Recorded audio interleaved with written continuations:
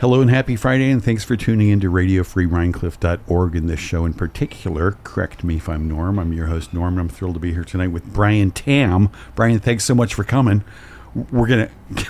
I was going to say thanks for having me. Yeah, good. That's perfect answer. We're going to just go right into a beautiful song of yours called Case Closed by the group Spell It Out.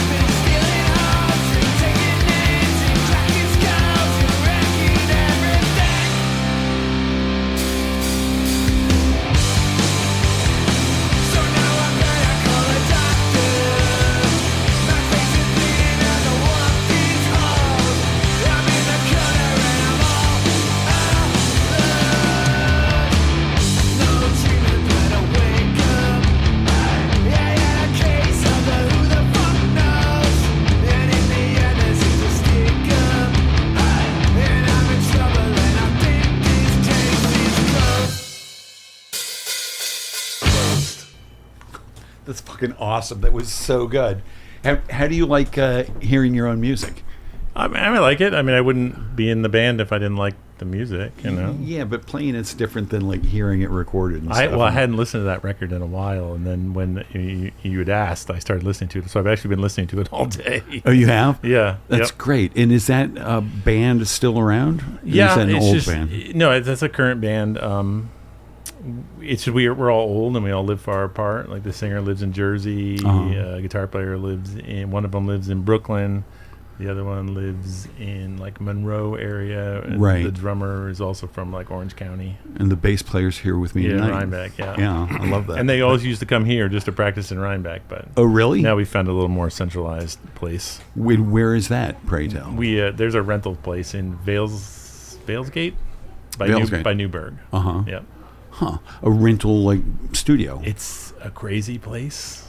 I'll bet. It is just a mess, and there's stuff everywhere, and you just pay your $20 and you get to do whatever you want there. And do people sign the walls everywhere? Oh, it's seen some stuff. A rock and roll rehearsal space. Yeah. There's lots of rooms, and there's bands playing, it seems like the entire day. And probably all different kinds of bands the night too, right? Yeah. Yep. Yeah, there was a place like that in the city when I lived there, up towards Times Square, and it was like 24/7, just people like making a lot of noise that filtered out down on the street. So you rent it. How many hours do you rent the space Usually for? 2 hours. I mean, our songs are only a minute long, so how many times can you play them? Well, how many times do you play them? Because that sounded really tight and really nice. Well, we also go to a fancy recording studio. Yeah. Okay. But how many times do you play a song? How many times do you play it while you're working on it, getting all the parts right? Well, a lot of times Jared, the singer, will just say, "Hey, I wrote a song, guys, check it out," and then we kind of just add our own parts, and then we get together once, and it's usually done. And if it doesn't work, you just scrap it and move on. Right. Short songs are easy to, this didn't work. Let's do another one. Huh. And that's nice. You have somebody who's writing the songs. Does everybody take part in that? Do you write songs as well? Not really much in this band. It's right. Mostly Jared, the singer, and then our guitar player John started writing some songs too. He's written many songs in his life. So I'm listening to that song. I'm like, this is fucking awesome. I really, really like it. It sounds great. How do you translate this beautiful thing you've created in the studio with good engineers and stuff to like financial success or zero financial success? Well, that's the story of most artists. Yeah. But there's no reason listening to that song that group shouldn't be famous and out there and making a lot of money. Well, when everyone's in their 40s and 50s, there's no more road tours and I mean, I suppose if someone was paying us enough money, but right, we're not really. It's mostly just for fun. We're all friends. Right. Well, it's amazing. Hats off to you. Yeah. And did you at one point, when you were younger, do tours and stuff? Yeah. Yep. I was in a band, and we toured pretty heavily, all, from mostly East Coast, but we went out to California and Texas and all over the road, and which ended in a big fight in California. Oh, no. And a breakup. When you could be the furthest point away from home. Yeah. Well, that's a shame. And what was the fight about? Do you recall? Yeah, our singer wanted to go home. Oh. And the record label and the booking agent did not want that to happen. And, No. And it ended up, our merch guy who I was roommates with, we ended up staying in California, and everyone else in the band flew home. And we tried to figure out how much money we could make it home on, and we were in L.A., and then we went up to San Francisco to stay with a friend of mine, and then we're like, all right, we got like a couple $100, we can make it home. We made it to Ohio, and we were out of gas and out of food, and out of money.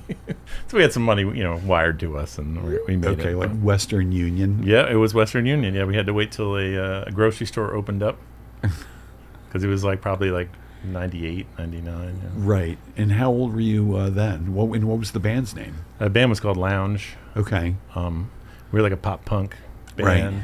Right. And we were close. We were so close to making it. And it was painful when that breakup happened.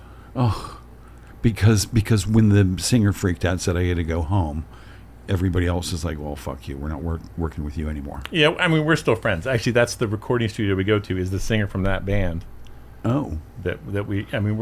We got back together a couple months later with a couple different members. Jared, the singer from Spell It Out, ended up being the guitar player from Lounge after we broke up after the big fight in California. Okay. But it just couldn't go anywhere because we had upset too many people, like our booking agent and our record label. Right. So and who was the label for that? It was Triple Crown Records. Uh-huh. Out of New York City. Uh-huh. I don't know. Do you have a Triple Crown tattoo I on don't, you somewhere? No. They didn't pay me enough money to... People do that. I read somewhere that brands will tattoo I have a their Lounge message. tattoo. You do? I have the White Knuckle Rodeo tattoo. Oh, come on. Roll up the sleeves. I don't think it'll roll up. Oh, okay. I can show you if you really All want right, to. good. Maybe later. Tattoos don't really translate to radio anyway, I think. You go, ooh. Yeah. Well, hey, you brought beers Yes. with, and I'm getting thirsty, and you came in and said you were thirsty. We got light or dark. What? Or both. Yeah, well, you can, you what can make first? you can make a black and tan. I'd like to try the dark first, The dark please. is delicious. Yeah. And this is Erdinger Dunkel. Yeah. And where does this come from? This is a German beer. Uh-huh. And you were a beer aficionado? I wouldn't say aficionado, but fan. You like fan. You like it a lot? I like it a lot, unfortunately. All right. Well, maybe I'd be a little skinnier if I didn't like it so much. Yeah, maybe we'd all be skinnier or something. Wow. And I brought mugs to be fancy. I know, so the mugs are great. We're drinking from It's a cans. Lowenbrow mug. Oh, look at there. Let the record show he poured the beer and the head started to overflow. Cheers. Thank you so much for coming in and for bringing the beers. Cheers. It's a Erdinger Dunkel. And I'm drinking the Weiss beer. I'll slurp so people at home can hear me enjoy it. Oh, that's yummy. Wow. And where do you get this? I went to Beer World just for you. Beer World? Yeah, over in Kingston. Just for me. Leslie asked if I was practicing, and I go, yes, I'm going to get beer. Oh, that's good. Yeah. That's funny. That'd be Leslie Hill. Leslie Hill. The mayoress of Rhinecliff. Yep. Who will be here later. It's First Friday in Rhinecliff. So if you're listening to this somewhere, like up in Rhinebeck, looking for stuff to do, come down to Rhinecliff and support the fire department and the library by getting a dish here cooked by Dana Peterson, who's running for town board. She's the write-in. Don't scratch off the other names, just write her in. Oh, look, there's all this literature. So what does that look like, Brian, when you said you were this close to success with Lounge? Oh, well, we had a new booking agent who was really working for us. Right. And he got us, we did a show in the city. The Red Hot Chili Peppers had gotten back together, and we're going to do one show. And we were the opener. Oh, my God. So there's all these, other bands there, and the member of the band Smash Mouth, Yeah. they wanted us to go on tour with them. So that would have been it. Like I would have been like, oh, I just bought a car and a house. Right. So we had played some shows for their management and stuff, and then we were doing this tour with a band called Hot Rod Circuit, who ended up getting pretty big. Hot Rod Circuit? Yeah, they're a really good band. They're a really good band. And actually, they just gotten back together and started playing some shows, just here and there. Right. But so once we were doing this tour out to California, we had some really good shows in California too that we didn't end up playing because we broke up in California. Oh, jeez. So that was supposedly the, when you guys get back, there's going to be big talks of going on tour with Smash Mouth. Right. And what was the issue that the bandmates wanted to get back? He was just homesick. He didn't like. He's an incredible musician, incredible singer, Right. guitar player, drummer, everything. And he was just tired of, like, we had a lot of lousy shows. Right. You'd show up and someone would be spitting at you and you'd get in a fight and Really? yeah. That's a pain in the ass. And where did that happen? What kinds of venues? Which states? Oh, I don't remember. I want names. I don't remember. I just remember one place was called the Map Room, and this guy kept screaming at us, and I think he spit at John, the singer. So of course I'm the guy that's going to jump off the stage and go after him. So You're the muscle. Yeah, I was always the one that was ready to go. And were you always a bass player? Yep. Yeah. Which is really, if I had to pick a weapon out of the lineup, I think I'd take the bass. Yeah, it's heavy. It's a heavy one. Yeah, it seems like the heavy one. Yeah. So did you ever have to slug somebody during those days? No, it was mostly just grabbing and and then someone would break it up. So I don't really think there was ever any real fights. And the management of these places, were they strict on that, or they sort of had a laissez-faire? Yeah, they would attitude? they usually kick out whoever was. Right. But a lot of times these places were small, like small little bars. Yeah. And they're like, oh no, he's fine. He comes here every night. And, Right. That's just Cletus. Yeah. Yep. Pay him no bother. Yep. So do you miss anything about those days? Touring across Oh yeah, it country was fun. It was like even if we weren't really making any money, at least it was paying for gas and food sometimes. Right. And we got to see everything. Like, got to go everywhere. Like we drove into the Grand Canyon and we had our New York plates on, and the guy taking the money, he's like, "Oh, you guys are from New York?" And I'm like, "Yeah, I'm from Poughkeepsie." And he's like, "Oh, I went to Marist." He goes, "You guys can go in for free." So it was just fun stuff. It was really fun. Love that. How big was the band? How many players in the band? Just 4. Uh-huh. And a merch guy.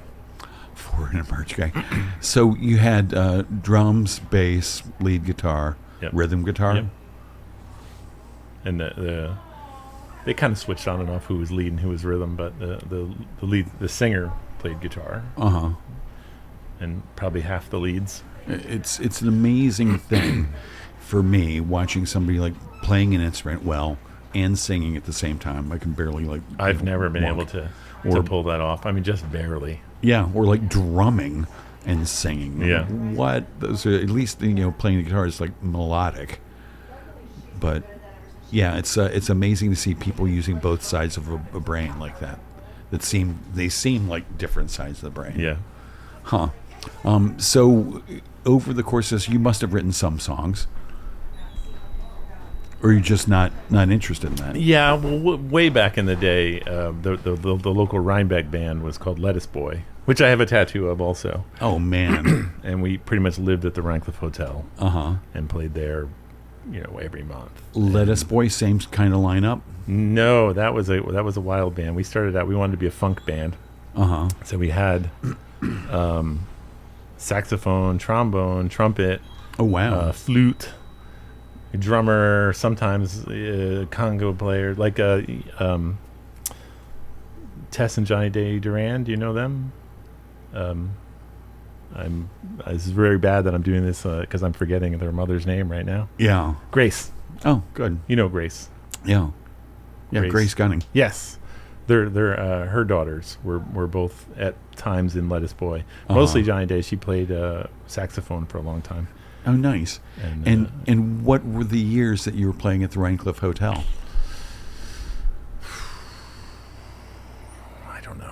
I was probably, 21. Uh-huh. So that would have been 94, Uh-huh. maybe. And was it a pretty rough place? Oh, it was great. It was incredible. I mean, it was the most fun place to play, and it was all. You could show up and turn on one light bulb, or you could bring lights and make it look cool. Like it was just whatever you wanted to do there. Right. You charged whatever you wanted to get in. If you wanted it free, it was free. If you wanted it $5, it was $5. And who was the management? Who was booking the bands? Mike Nickerson. Uh-huh. Do you know him? No. No, he was the bartender, and he would you just call him up and Hey, we want to play. yeah. And It say- really was the best place to play. It was incredible. Yeah. And lots of people have come in here, right here in this little booth, talked about the old days at the Rhinecliff Hotel. Like guns and fights and like lots of drugs. Did it have that kind of roughness when you guys were there? Oh yeah. I mean, Oh, yeah. depending on the nights, depending on what bands were playing and stuff like that. But it was an all ages crowd. If that probably shouldn't have been. And Now, was that like all ages with everybody having fake IDs? Was it you that didn't kind need of a fake ID. Oh, you didn't need a fake ID. Nothing that formal. No. I remember I went there on my 21st birthday, thinking I'm gonna get carded, Right. and I didn't get carded. Yeah. No, but So that's so that was- funny. So was it a good venue also to see music? Yeah, there was bands 5 nights a week. Even when I was like young in high school, like I would ride my bike down to Rhinecliff because on Sundays they had like an Irish breakfast with like an Irish bands. But then Uh-huh. after that, they would have like local metal bands like that were still young too. Sunday afternoon metal bands. Yeah. So there was Sunday matinees. Right. And I would ride my bicycle down to it. I love But that. I don't even know if maybe I don't know if they actually were serving much beer. But And what kind of bike did you have back then?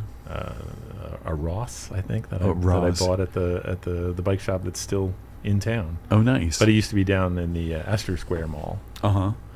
Yeah, I think there was a bike shop I think it's still there in the Astor Place Mall. That's a new one, but That's the the guy on Garden Street is Yeah. the And Bike that's where I Brothers. go with my bike. Yeah.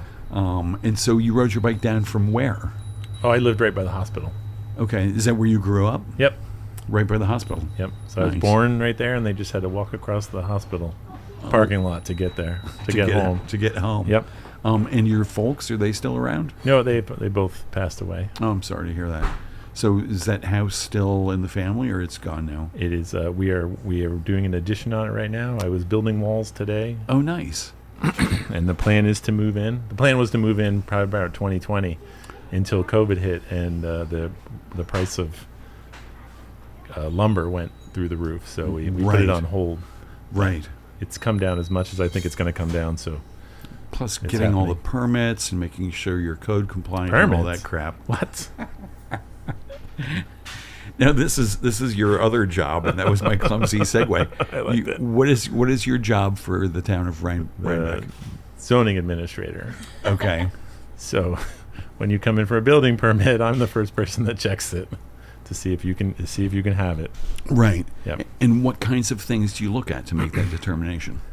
Mostly distances from lot lines, amount of structures on the property, stuff like that. Right. Heights of buildings can't be too high. There's limitations on everything, Uh-huh. unless you're in Rhinecliff, and then it is a wild ride that everyone has to go through. Why, especially in Rhinecliff? There's no zoning in Rhinecliff, so every single thing has to go to the planning board. So for me, it's super easy. Someone puts in a building permit. I don't really have to look anything up. I'm like, oh, you live in Rhinecliff. Sorry. Well, now you've got to apply for a special use site plan, have the planning board sign off on everything, and like send letters to all of the neighbors. Yep. Do you object to and it this? really, I mean, the lots are so small, there'd be no way to do anything. So it's always about like making sure the neighbors are okay with what you're doing. Right. You know. Huh. So do you get much like beef from people? Do people get pissed off at you for I do. Yes, I get lots of beef. Holding them to Lots the, of beef. lots of beef. Should I tell you that I got a death threat Yeah. and we had to shut down town hall 2 weeks ago? Really? Yep. From somebody who wanted to like add an addition onto their house somewhere? No, it's just the sign regulations. You can't have signs. Oh. You can't just put signs up unless you have an open building permit or a temporary sign permit. So a lot of times when I'm driving around and you see a sign on the side of the road, you just have to take it, except political signs because they're exempt. Huh. So I had taken a sign from a contractor, and I guess he got a little upset. Wow. So what happens? What happens next if you're a contractor? You're that upset that you make the horrible mistake of threatening somebody's life. The police were involved, and I think there was just a lot of bravado. Oh, right. So there was there was no one came in. So there was It was just someone told someone, and right. they came in and. Egads. But it sounds like there was probably no apology note delivered with a bunch of daisies. No. I'm sure I will run into him one of these days. I'm sure you will. Yes. How tall are you exactly? 6'6". 6'6". That's pretty tall. Yeah. It's noticeably tall. Yep. So your reach is pretty good. Yeah. So, and I'm guessing the contractor's not 6'6". No, So no. probably doesn't have the same reach. No. I'm just handicapping the fisticuffs here. Yeah. And knocking on wood that it never happens. Yeah. It'd be a hassle. But you must get other people like with beef like all the time. Like, what do you mean I have to do this? What do you jump through that? Yeah, a lot of times, hey, you guys did some work, and you especially in Rhinecliff, you see someone working on a porch and they've torn it all off, and and so you have to put a stop work order in, and you can't do this, and make sure that they stop, and there's I can send them a violation and have to take them to court if it goes that far. Right. If they don't stop. And I would think that most people would stop when they get their first correspondence from you. Yeah, once they get that, hey, your court date is October 15th, then they're like, whoa, what, this is really happening? Yeah. Yeah, so, and then usually they take care of it. Now, there was a famous case like a year or two ago, somebody who, was it Chestnut Street? This house where that's the village. Oh, that's I'm the the town. I'm the town. Oh, so the village is not it's part its of own. your... It's its own entity. Yeah. Oh, I mean, I knew that for all kinds of other things. Somehow I thought that you would be serve both the village and the town. No. That's a strange sort of setup. And they have different rules, too. Yeah, I'll bet. Yeah. And speaking of rules, I printed out your rules. It's just the headings from the zoning rules and regulations in the town of Rhinebeck. It is a really big book. It's insane. Yeah, it's a really big book. It's 8 pages of stuff, But that's just the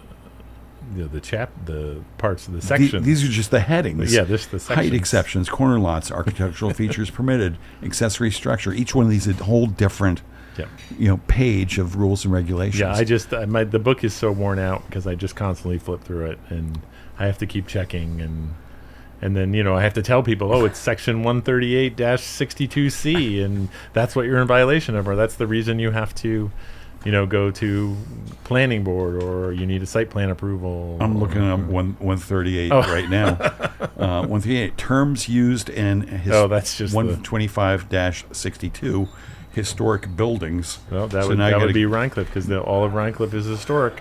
Now I get a 125-62. Historic buildings, historic and archaeological site preservation. Amazing. So have you read the whole thing by now? I've skimmed the entire thing. Like if they're familiarized yourself. Yeah. The first 2 weeks, I just sat there and talked to the guy that was doing it before me, and he's like, all right, you really should read this part, or make sure you read this part. And great, over the years, everyone that's had that book has highlighted. So there's lots of cheats and I love post-it notes, and that's just great. I want to see that book. So it's an actual bound book. How thick is it? It's about 4 or 5 inches. 4 inches probably.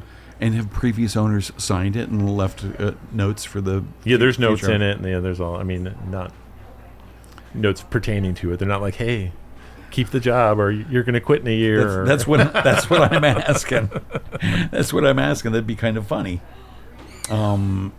So who'd you get the job from? Who was your predecessor? Well, Michael Trimble, who was just doing it as a volunteer. Okay. Because no one had the job for so long. Huh. So he would just come in when he wanted to, and he's very knowledgeable. He's on the planning board, or was on the planning board at the time. Right. He was the head of the planning board for years, and then was no longer the head, but still on the planning board. And now he's retired from all of it. And do you ever call him anymore? I do. I call him all the time. You do? Yeah, especially for the first 6 months to a year. I was like, every single thing. How long have you been in this job? It's only been a year, and let's see, I started, I think, March of last year, so it's only been a year and a half or so. And how did you get it? Did you were there lots of people interviewing, wanting the job, or was it just ripe for the picking? I was at a town board meeting because I had proposed the skate park, Right. for the in the town park, and Elizabeth just walked up to me and she's like, "Do you want a job?" I'm like, "For what?"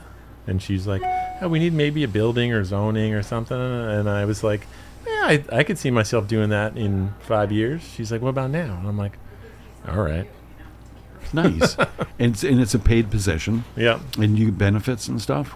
I'm only part-time. Okay. It's only 20 hours a week, which is good because I've got a million other things. I'm doing the house addition, and Right. so 20 hours is enough for me right now. And band practice. Yeah. And you've got a kid, Yeah. I think? So, and right now, my daughter is doing the play for the high school, which is Clue. What's the play? Oh, And nice. it is November 1st, or at least it's the first weekend in November. Huh. Now, these plays, I haven't seen one since my kid left. I'm sorry, and I have wanted to go see some of them, but it just didn't work out. Well, Clue's going to be good this year because Yeah. Any play based on a board game has to be good. Yeah, and I'm always impressed with the quality of these productions. It's like, what? The kids are amazing, the sets are amazing, the direction is always really good. And so, what is your? So what is your I'm kid building playing? the set, Oh, nice. which I did a little bit for the middle school one. They did a Midsummer's Night's Dream for the middle school, but a lot of it I didn't have to build. It was just repurposing, and I can't think of the guy's name. I'm really bad with names. Oh, that's all right. He lives in Rhinecliff. He's an incredible set painter. No, Richard Prowse. Yeah. He had an entire backdrop and reused a piece from a Santa Claus piece. So it was incredible. Like, I just had this lousy tree, and then and I walk in one day, and I was like, this is the most amazing set I've ever seen in my life. It was incredible. That's just great. But he's not around right now. I forget, he's away right now. Oh, okay. So we're building it from scratch this time. Tomorrow's the big set build day, so hopefully lots of parents show up to help me. And what do you need? What kind of skills do you need parents to bring? I mean, you probably don't turn anyone away. No, just holding things and screwing things together. Yeah. Swinging a hammer. Is there painting and painting? There's lots of painting. Yeah. So if anybody's listening and wants to go help, it's 8 a.m. pretty tomorrow far. at the high school. At the Rhinebeck High School. Which Yep. door do they go in? The high school entrance by the auditorium. Okay. All right. So that's the one at the end of the circle. The end of the circle. Not the first one you get to. Yep. And 8 a.m. Just 8 a.m. show up and say, and, hey. Yep. There'll be some snacks probably. Oh. Well, And what kind of snacks? I don't know. But I think my wife is bringing desserts. That's all I know. Oh, that's great. And will you be there till 8 p.m.? I heard it was 8 to 8, but then today I just saw something that said it was 8 to 5. So I'm not sure. Probably 8 to 5 is more realistic. Right. So you have a month before the play opens? Yeah, we've been planning it out. That's why I was almost late here, because I was at the school digging through the props down in the basement, and we were pulling stuff out. And I looked at my phone and realized, oh man, geez. I gotta go. Yeah. Well, you were here in plenty of time, so Yeah. Thank you for that. I don't know why town was so crowded. The sip and stroll is today in the Rhinebeck. Sip and Stroll, where you were saying. And what is that a Chamber of Commerce thing? Maybe I don't know, but stores were open, I think, till 8:00. Huh. I read a post on some social media. Rhinebeck Sip and Stroll. Yep. Also First Friday. So how long have you been working on the sets for the school plays? I just did last year. I did James and the Giant Peach, which was really fun. Built this gigantic peach. It was like 14 feet high. Wow. Semi three-dimensional. Kids could climb up the back of it, and there was platforms, and it was really cool. Sounds amazing. What Yeah. and what did you build that out of?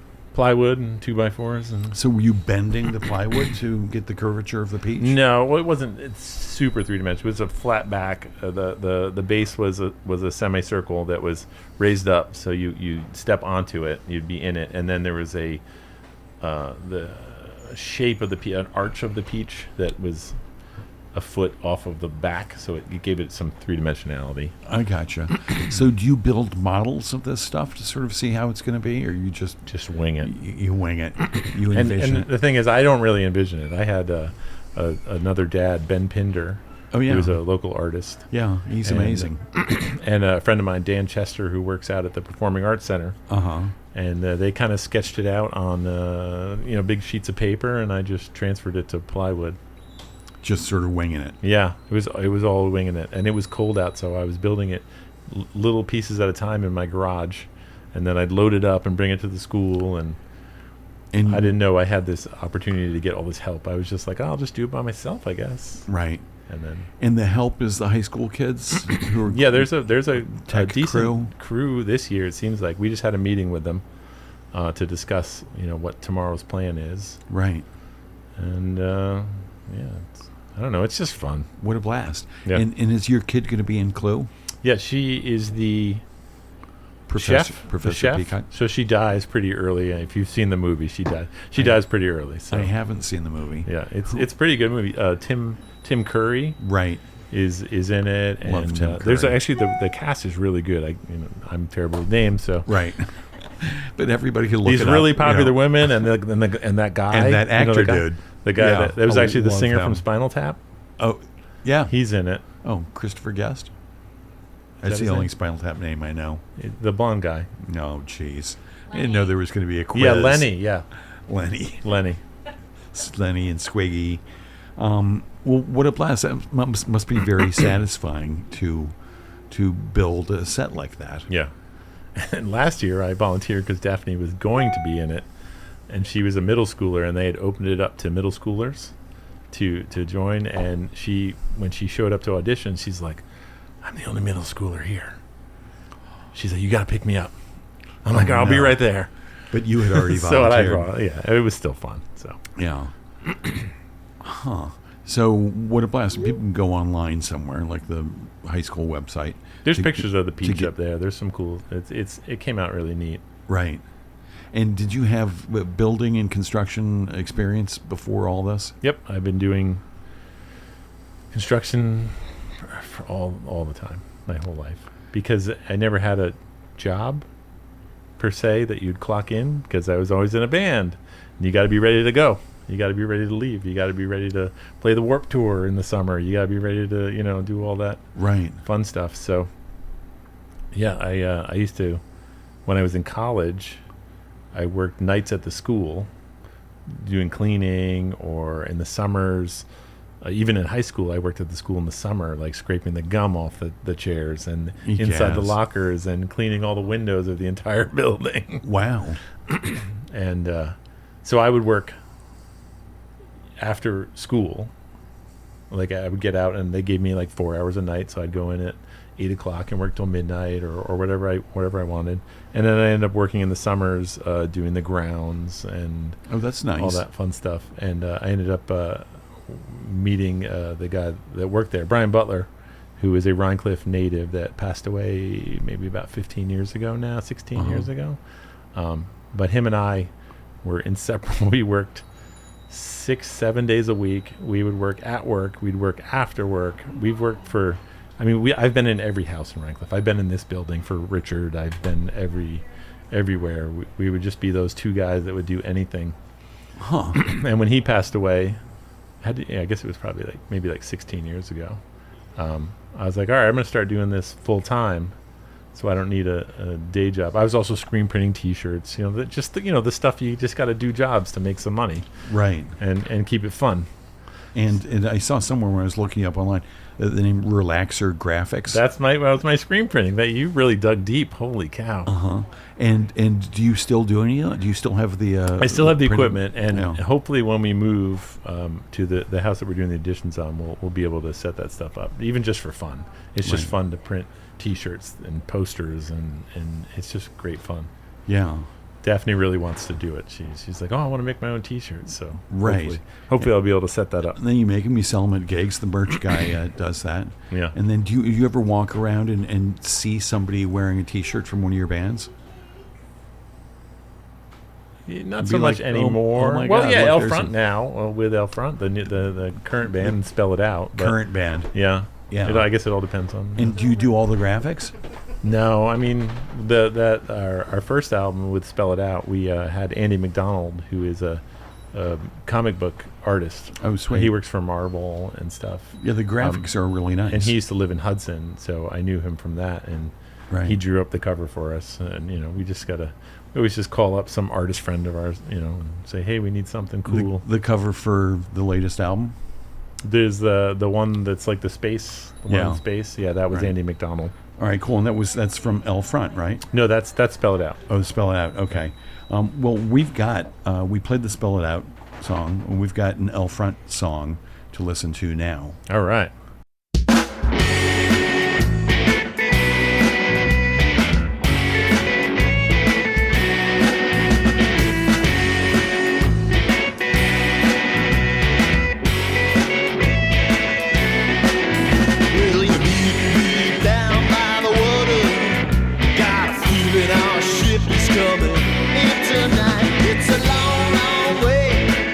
Across the border, so this time, girl, you got to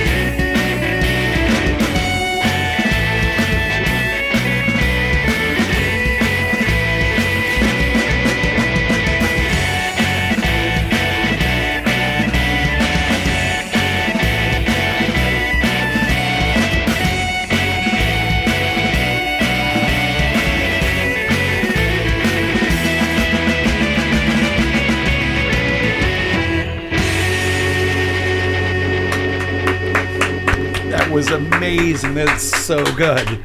So that was "Come Running" by L Front. Yep. Off of your, I'm guessing, latest album. Well, yeah, it's a full length, but we've never actually released it. Oh, but if people want to hear it, they can go online. We do have somewhere. our L Front Bandcamp. Okay. And we have some sampler CDs at shows. Right. But we're hoping someone's going to put it out someday. Well, So. yeah, someone should, because it's amazing. We just sent it to Alternative Tentacles. I don't know if you know the Jello Biafra. Oh, we're Jello hoping, Biafra. we're hoping at least he gets to send us a letter back. Jello Biafra, Yeah. that guy's still around? Yeah. You just, certain characters in rock and roll history, you're like, oh, that guy's going to explode any second now. And Jello Biafra seemed like on that road. Yeah. I hope that works out. We'll see. But what's the path to success for a band if you're not going to tour? I don't know if there is one. Yeah. I really don't know. Yeah, that's kind of my question. So I mean, we're just hoping to get some sort of distribution. So it's out there and you can buy it or you can download it, or right, that we don't have to do ourselves. Distribution like Apple Music, or It could be as much as that. Like with Spell It Out, we got a digital. Our friend who has a digital label, so he put it out, so it was on all the streaming services that way, and he Okay. promoted it that way. And you can do it yourself, but without that ability to the name of your label or your promotion, right, it's hard. right, and you're making millions 99 cents at a time. Not even 99 cents would be incredible. But I buy it for 99 cents. I Yeah. still buy music. Yeah. Individual songs off of Yeah. iTunes. No, I buy. If my wife doesn't know how much I spend on records and CDs, but the living room is full. And do you of buy records. vinyl mostly? Yes, Huh. really. I mean, but I still have thousands of CDs. Right. Huh. And do you ever think of like transferring that stuff into the digital realm? It's stuff that is my own stuff I've transferred digitally. Right. But all of it's there somewhere digitally, either on Spotify or. Right. But it's overwhelming to me to go to Spotify and be like, what do I want to listen to? I guess I'll just listen to the same thing I listened to yesterday because there's too much to choose from. So I like to go to my wall of records and be like, ooh, I haven't listened to that record in a long time, where I would never find that on Spotify. And what's the last piece of vinyl you pulled out of your record collection? I thought, oh fuck, I want to hear that. What was I listening to this morning? I was band Kid Dynamite. That's who I was listening to. And they're very, very similar to Spell It Out. That was kind of one of the bands that were like, hey, let's start a band and let's sound like Kid Dynamite. Right. I love that. Which is Yeah. probably how so many bands start. Yeah. They have a band they love. Yeah. So when you were a kid, were you this deep into music? Yeah, I was the kid that mowed lawns just so I could go to the tape store. And in high school, I was the kid that had all the tapes. So Right. I had people just Now, being like giving me a blank tape in the morning. Cassette tapes. Cassette tapes, yeah. What was your favorite brand of cassette tape for recording? Memorex. Yeah. The Memorex XLR2s were just Yeah. they were the best. But normally you use cheapo BASFs that Right. they were like yellow and pink and blue. Yeah. Yeah. I remember those days, They like were having a cheap. favorite tape. Like, Yeah. oh, yeah. Buddy made me a tape and it's on the good Memorex. Yeah. But yeah, I was the kid that they're like, I was a sucker too. I would have friends going, oh, there's this great band, you're going to love them. They're called Poison. And I'd go, and I'd be like, yeah, and I'd buy it. And then I'd go to school and I'm like, this band sucks. And then that kid would be like, well, I'll take the tape. And Oh, I got jeez. burned so many times. Oh, that's hilarious. And where was the tape store?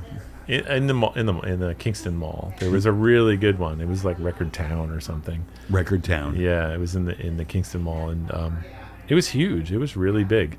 I mean, they had like obscure, like I would walk right to the back to that section that just said heavy metal, Right. and I'd be like, ooh, look at this. This has like a monster eating a woman. That's got to be good.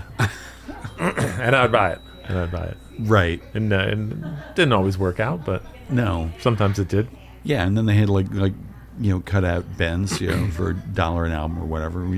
Yeah, and that was back when you could buy 45s. Right. So if you like in like earlier, like elementary school, I would just go there and buy, Falco and Air Supply and Journey, and you would just, you only needed $1. Right. And you could come home, or like Van Halen. I still have my Van Halen Jump 45 and all Nice. that stuff. Yeah, I miss, as we were talking about this, I miss those days of going to the record store. Yeah. You would go out when I lived in the city, go out on a Friday night or whatever, and at like midnight or whatever, you'd end up at Tower Records. And everybody else did too. And it was just a beautiful scene. So we're like flipping through all the albums, deciding what you're going to get, if anything. Yeah. And you could buy records almost anywhere. Like James Way, that used to be where Tops is, they had a whole... I think that's where I bought Van Halen. Right. And pretty much, all that 1985 era, Quiet Riot, Twisted Sister. And when did you who was the first heavy metal band that made you really perk up your ears? Be like, what is this? I love that music. I think it was Quiet Riot. Uh-huh. And Twisted Sister right at the same time. I remember being in fifth grade. I think maybe Snyder. it might have been Def Leppard first. Uh-huh. And then, because I think that Def Leppard Pyromania album came out before Stay Hungry and Metal Health. Uh-huh. And Metal Health. that was it. And so I was listening to all that cheesy stuff. And I remember I think it was 7th grade, Greg Tumalo, who is the vet in town, was like, you listen to this terrible music, like Motley Crue. And he gave me the Back in Black AC/DC tape. And I was like, whoa, this is a little bit better than the cheesy stuff I listened to. And I became like, AC/DC was like, from like 6th grade to 9th grade, 10th grade, I was like, AC/DC is the best band in the world. Right. And I could just imagine you sort of like scratching their logo with a lightning bolt on yes, all of your books and stuff. Yep, yeah. And I had another friend that who had gotten into reggae, and he was like a grade above me, and he was like, do you like punk rock? I'm like, I guess. And he gave me a Bad Religion tape, a Circle Jerks tape, two Dead Kennedys tapes, and an Exploited tape. And then that changed everything, because I was like, oh, I don't even want to listen to Quiet Riot and all this stuff anymore. And I had so many tapes. I remember going with like this huge boot box to school and just being like, I don't want these anymore. Right. I'm a punk rocker now. I'm going to shave half my head. I love that. And so you dressed up as a punk rocker as well? No, well, it was getting towards the 90s, so you just looked like an idiot. Right. So school, this is Rhinebeck High School you're talking about. And what year did you graduate there? I graduated in 91. Uh-huh. Yeah. And what was that like? How was your school experience? You did all of your K through 12 at Rhinebeck? Yep. Yeah. It was good. It's a small school. It's a small school. So you still know I wasn't lots of into people? Sports. Okay. I was a nerd. Uh-huh. And into music and video games. So we were really good kids. Like, we just rode our bikes home and played Nintendo and Atari, and right, really didn't get into any trouble. Just really? We were all pretty good kids. That's amazing. And when did your growth spurt happen? Always. I mean, you were always in 8th grade, I was 6'4" in 8th grade. I was telling my daughter this the other day, because we were at the school, and there by the what's now the cafeteria, I was like, oh, Daphne, when I was in 8th grade, I was 6'4", so all the seniors would pick on me because I was the big kid. Oh, right. And so I had to fight seniors. And I remember this one kid jumped on my back and was strangling me. And the corner of the wall, I just slammed him into it, and it was open, and he was bleeding all over the place. And like, this was a normal thing, but I never got in trouble because I was an 8th grader. I was a little kid, even though I was 6'4". Yeah. So there was no senior going, oh, I just got in a fight with this kid, hurt me. That never happened. So right. So I would like to point it out every time. I'm like, that's the wall that kid was bleeding all over. That's hilarious. And the seniors were too proud to admit they'd been it was never bettered by an 8th grader. Yeah. So there was a lot of fights. And were you ever embarrassed or not like your height? Yeah, I mean it's right. It's, when you're 13, it's hard you being don't like anything. Yeah. So you hunch over, which now I have bad posture. I'm pretty sure that was because you had to hunch you're like, to you don't want to be seen. You don't want to be extra tall. Right. Although I did have a lot of friends in my grade that were all over 6 foot. Huh. So we were this kind of like giant crew of kids. Right. Yeah, it was all right. There was plenty of kids. There was at least 3 other kids that were well over 6 foot. And did you kind of hang out with them? Yeah, those were my friends. Yeah, so those you were wouldn't my friends. feel like such a tall poppy. But then, like, one of my best friends was one of the shortest kids in school. Right. Yeah, that was always the way it worked. That's interesting. And so you finished, graduated Rhinebeck High School, and then you went away to college somewhere? I went to Dutchess. Oh, nice. So, and lived at home for a little while, not one semester, and then dropped out and was like, I don't know what I'm going to do. And I moved to Red Hook for one semester until I ran out of money. And then had to go, hey, Mom, if I go back to school, can I move back home? Here's a wire from Rhinebeck via Western Union. Yeah. And so you moved back home, and what were you doing then? What did you think you wanted to do? I went for communications. I wanted to do radio. Oh, here you are. Which I still love radio. You should do a vinyl show here on maybe Radio by the Free winter Rhinebeck. I'll have my life together that I can do that. Right. But so I went to school for that, and and I was the head of the I was the program director of the radio station. And I did all that stuff, and then a new department head came in and was like, "Hey, radio's dead. No one's making more than $15 an hour. We're shutting the radio department down." And he went right to making videos, and I really wasn't into that. I was somewhat. So I never got that degree. I'm one class short of that degree.